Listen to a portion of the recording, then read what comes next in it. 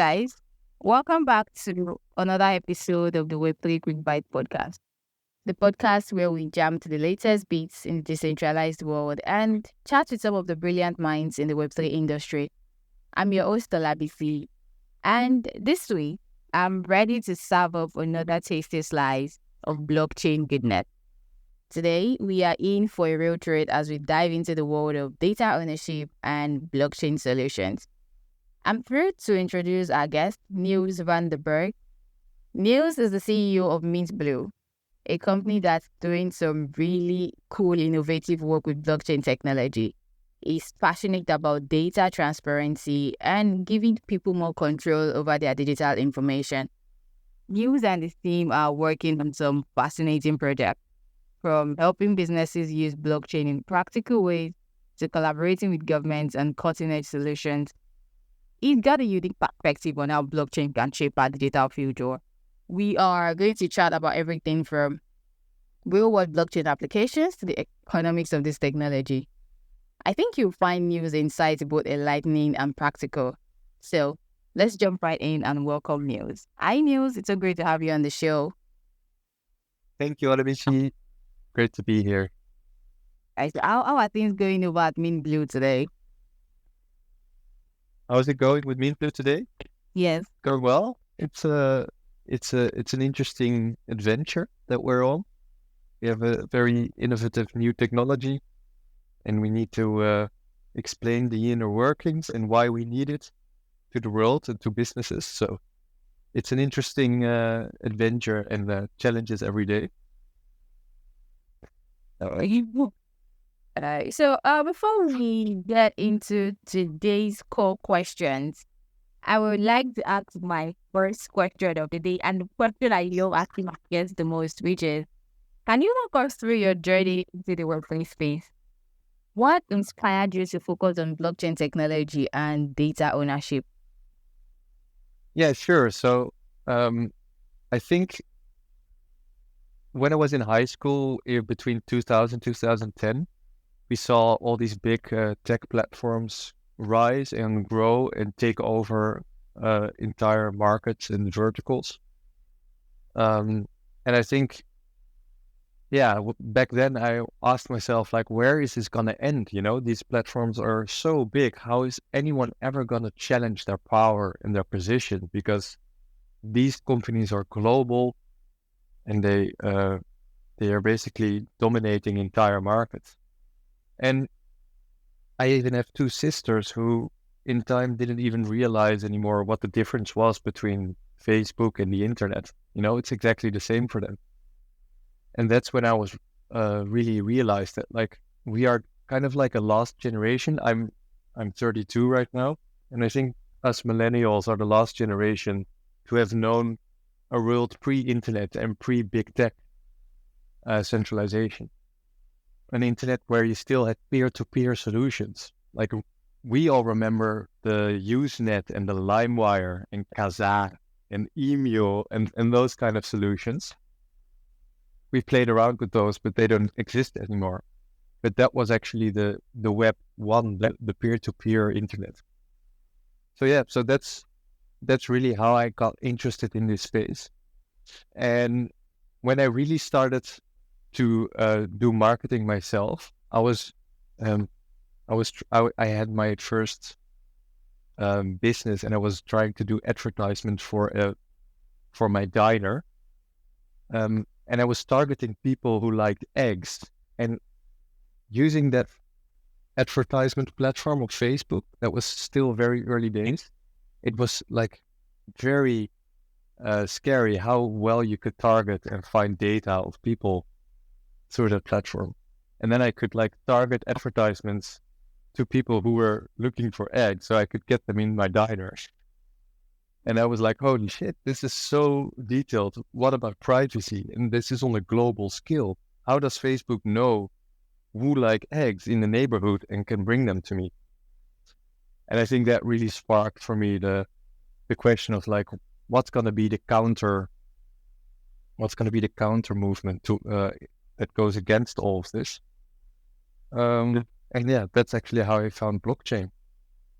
So in blockchain, I um, was looking through like all this technology and trying to figure out what technology could actually become useful and actually you can utilize to kind of democratize data control and access and create more data ownership.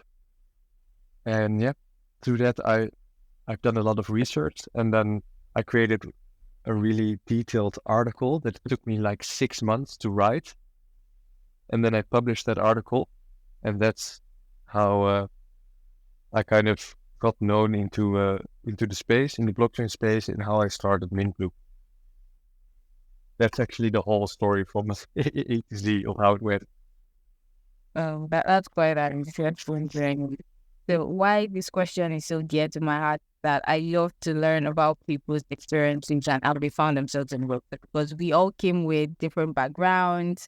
We either heard about blockchain, a friend told us, or we stumbled on it. But one thing we all have in common is we all went down the rabbit hole of finding out what exactly does this technology do and how can we be part of it.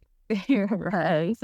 It's a dear question to me. I love to ask this question. I look forward to asking my guests this question because I get different perspectives and different experiences.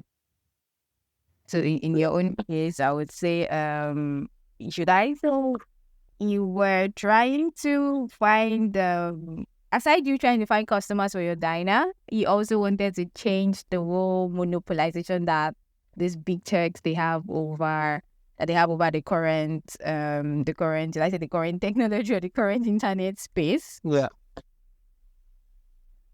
indeed. Yeah. Yeah. We'll get into all that much later in the show. So you've been a strong advocate for data ownership and transparency. How do you see these principles reshaping the digital landscape in the coming years? Well, I think what we see now is in Europe, there's a lot of new data legislation coming into effect that is trying to create a more leveled playing field in the digital economy by kind of enforcing transparency reporting, portability, interoperability, and all other types of new data governance legislation. And I think that also kind of that is really the impetus for how the future will be shaped. And that's really what we at Mimlu also try to focus on. Using compliance as the impetus for change and changing the way you handle data and how you handle reporting.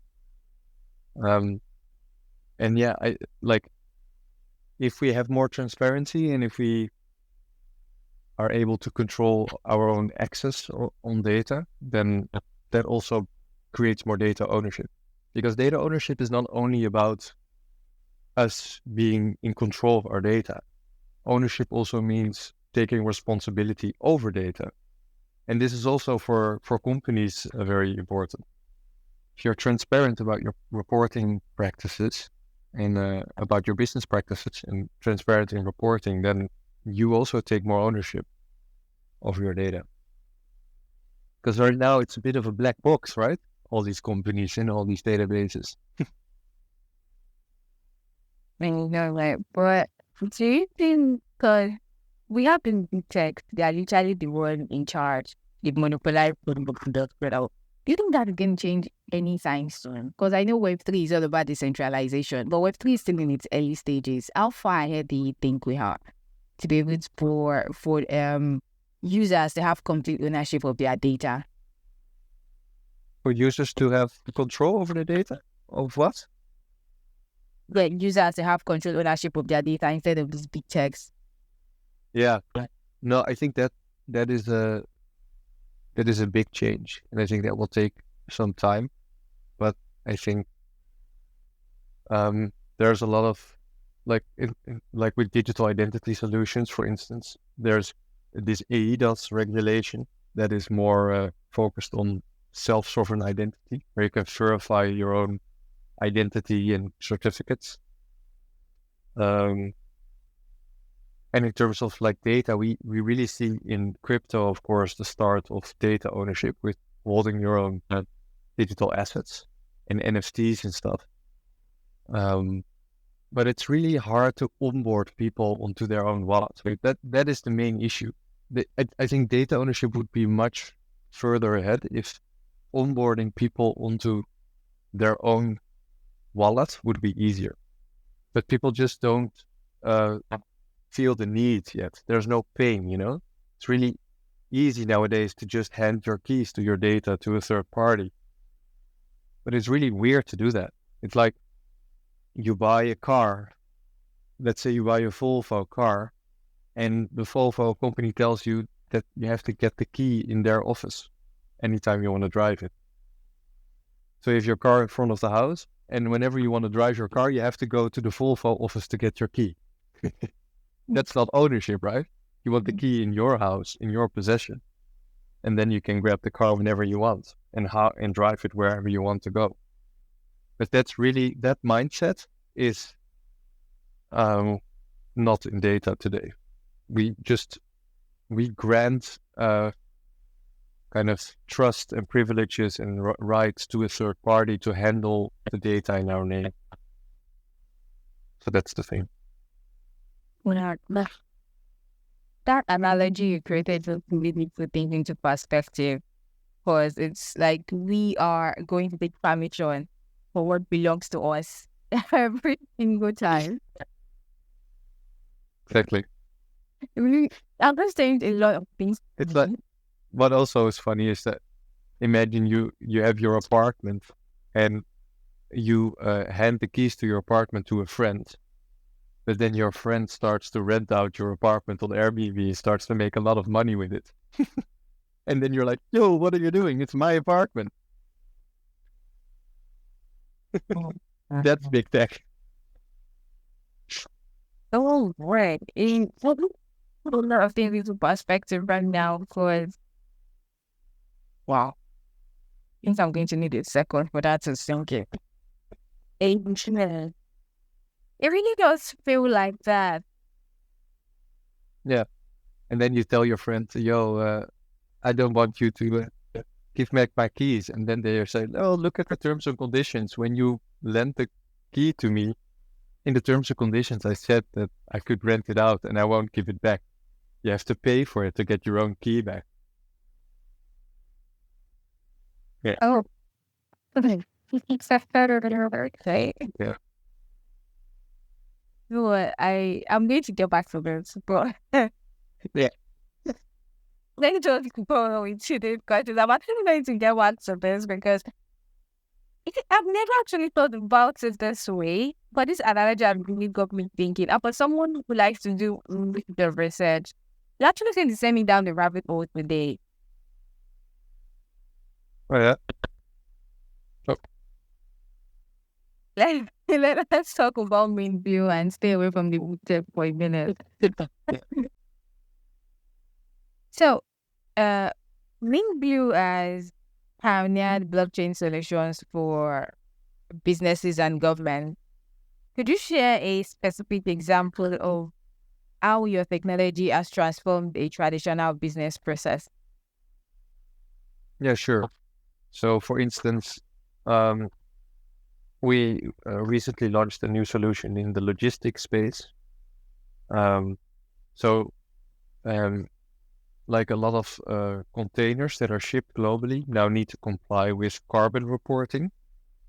So the government asks to report on the emissions and the carbon footprint of the supply chain of the container.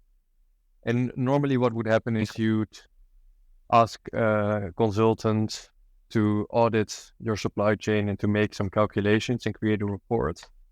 Or maybe you would hire an app or an infrastructure to collect an API to send data to and to receive calculations back. But what we have developed is really unique type of new solution where you can really trust every piece of data that is being generated. And what we do is we created kind of an an ecosystem where freight forwarders, carbon calculators, and a carbon offsetter or carbon or nature restoration parties, they can collaborate onto a single shared data layer. So freight forwarders, for instance, they track their containers, and every time a container is moving, transactions are generated onto the decentralized ledger. Now, a carbon calculator is listening to those transactions happening on the shared data layer, and they can interpret that, make calculations, and write new transactions that say this shipment has this carbon emission. So you kind of get this notarized proof of it. And now this nature restoration company, they also look into the shared data layer and they can see a container with a carbon calculation, and they can attach a carbon compensation or like a nature restoration project to it. So you kind of create this provenance trail of transactions happening onto the public blockchain with notarized proof of everything that has happened between these multiple companies. So there is it makes it super trustworthy and honest, because every action has a provenance trail that is immutably stored forever. But basically, we've created kind of like an event sourcing solution where three organizations can like read each other's data and interact with it, and it triggers new actions into their own system. So that's really an interesting new solution that is in compliance with CSRD reporting, which is new EU legislation. And we believe this is like the most secure way of handling data sharing. There's no way for one of those companies to skew the data or the reports. It's just transparent and honest. That's interesting. So do we see more traditional Web2 companies adopting this kind of technology? That's what we're driving. That's our mission. So we at Blue focus only on Web2 companies and have them adopt Web3 technologies. And well, what do you call Web3? Decentralized identity solutions, tokenization, distributed storage, those kind of solutions, which is of course a lot of like Web3, but there's also a whole world outside of Web3 that is working with that. Very interesting. Sure. Wow, I'd say Mingo is trying to onboard Web2 businesses to Web3. Yeah, correct. Right. Okay. That's a way to bring on more people into the space. I like that. I like the sound of that. Okay. But let's talk about your collaboration with the Dutch tax administration. You collaborated with them on live taxation, which was on chain. I must say that was super intriguing. So my question now is, how does this project exemplify the potential of blockchain in the public sector? And what challenges did you face in implementing it? Yeah, so, well, it is not implemented yet. It's an experiment. We're exploring how to do this with the Dutch tax office. And I think it's a very interesting development from their side, because there's a lot of new legislation and innovation happening around taxation and monitoring invoices. And a lot of governments, they ask businesses to just send every invoice they send out also to the government. So whenever you send an invoice to some counterparty that you want to invoice, you have to CC that invoice to the government too. So now you get a government database filled with all the invoices of the country. And that's not what you want. That's a huge honeypot and a security risk. But it's happening already in Italy and Spain.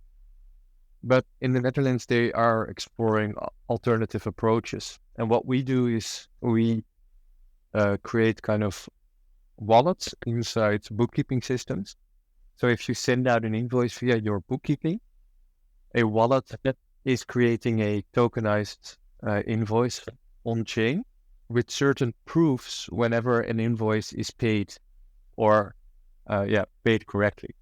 And this way, the government can view proofs of whether invoices are like fully meeting all their tax obligations. So if you send out an invoice with a certain VAT on it, then the government can be like, okay, these tax obligations have been met without the government actually looking at the invoice. And we're using like zero knowledge proof technology for that. So that's an interesting example of how the government can still monitor and like verify, but not completely become a surveillance state, because that's not the aim for the Dutch tax office. They want to preserve the privacy of the Dutch citizen, but still be able to automate their bookkeeping and taxation further. So, Right. You said it was an experiment. Is there any chance that they are going to implement it anytime soon? well, soon in the government world is a very deep stretch, yeah? Right. These things take time, but we're definitely still, like, we are working with them on an ongoing basis to make this a reality. But you have to imagine that this is a pretty, it's a pretty advanced and bold idea, and that takes a lot of time to get approval and to get everybody aligned. So that just takes time.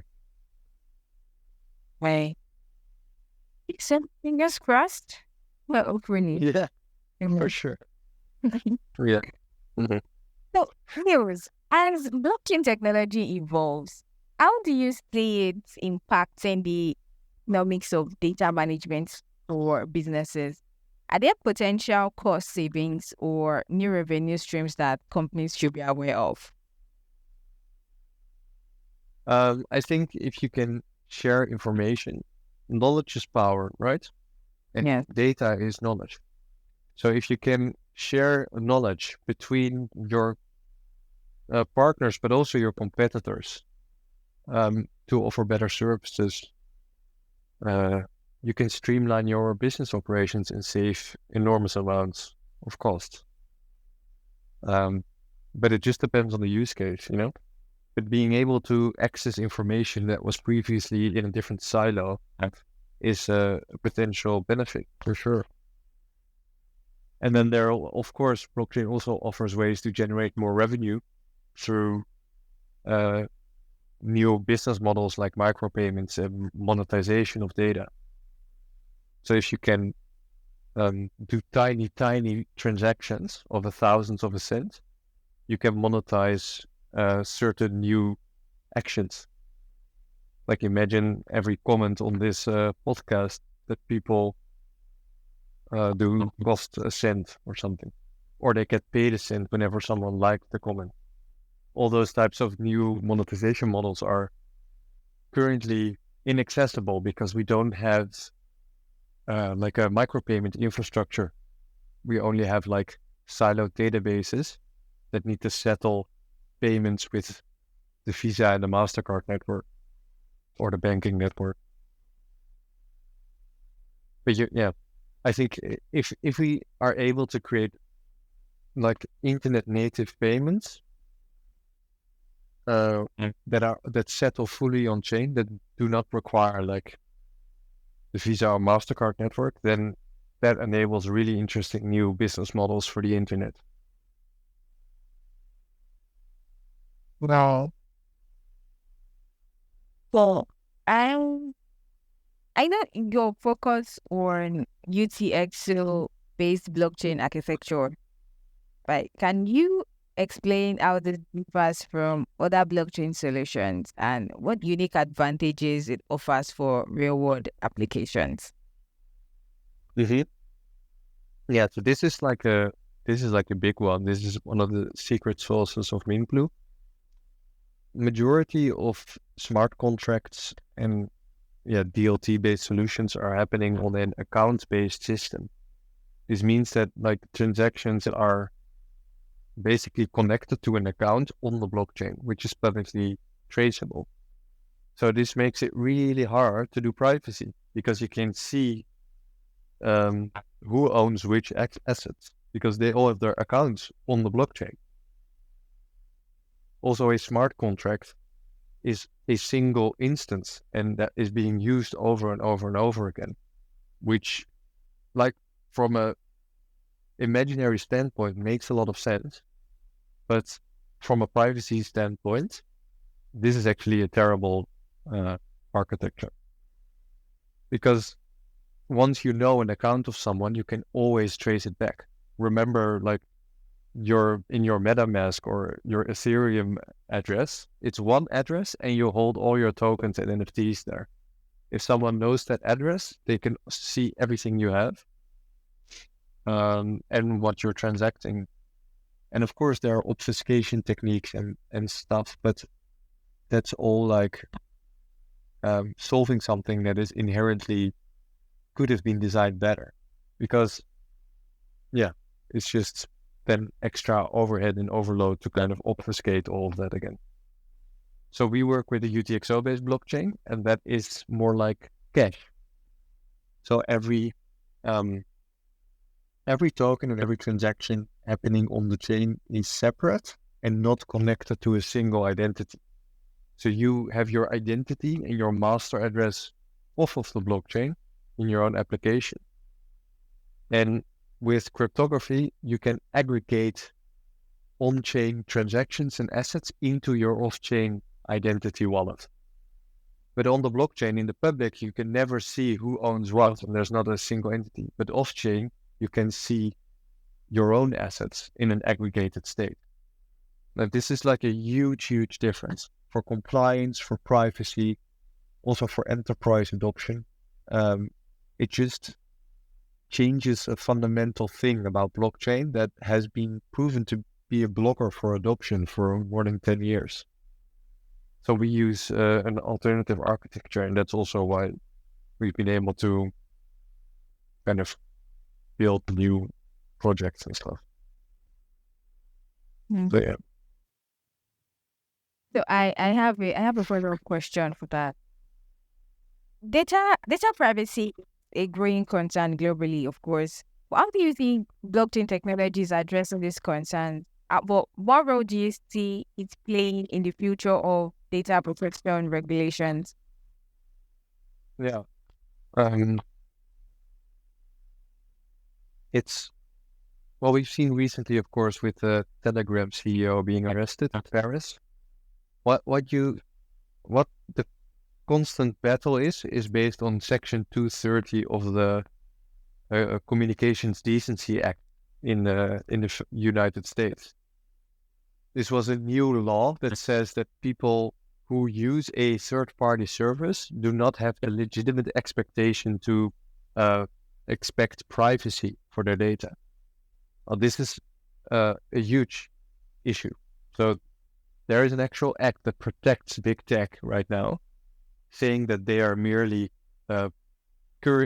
carriers, they're postal carriers of information. They're publishers, basically. They're not responsible for the underlying data, but they are also now looking at that information itself. So there's this weird imbalance between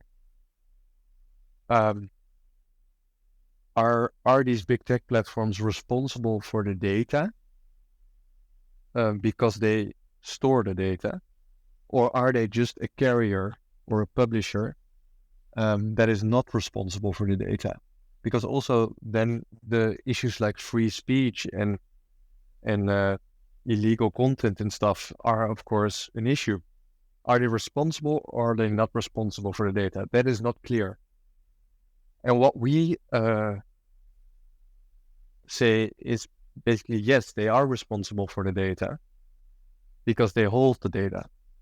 But that's also why they're responsible for privacy. But what we want to move towards is a world where the owner holds the data and they are also responsible for it. So they are also responsible for their privacy to an extent. Of course, there's legislation and rules that have to apply and to set a framework. But basically, people should be taking ownership over their own information and their own actions on platforms and on social media.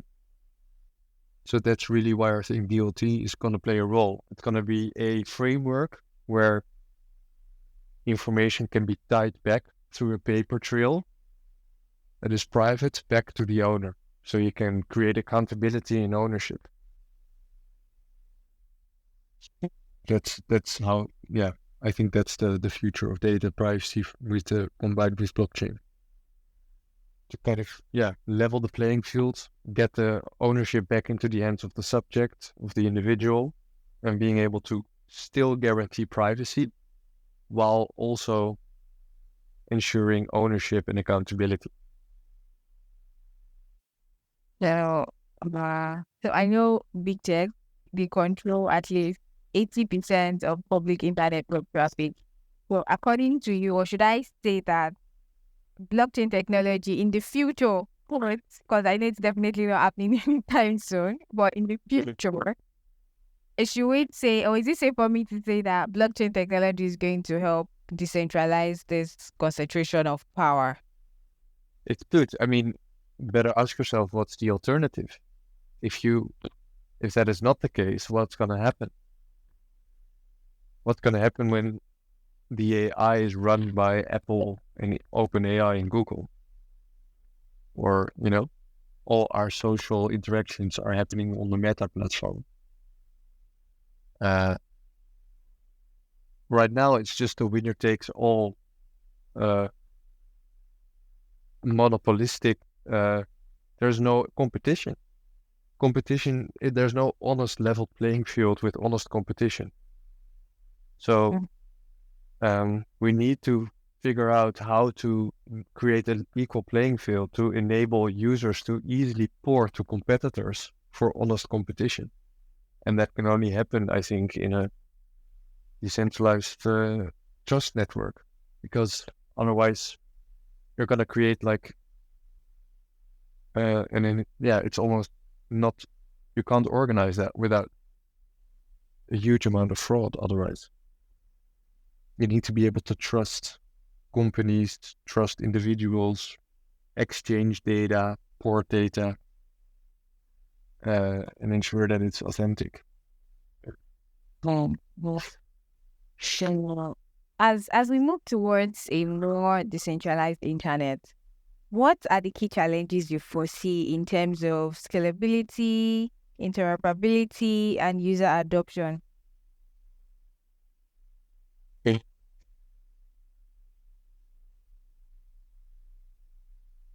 I mean, so just the issue is, I think that we are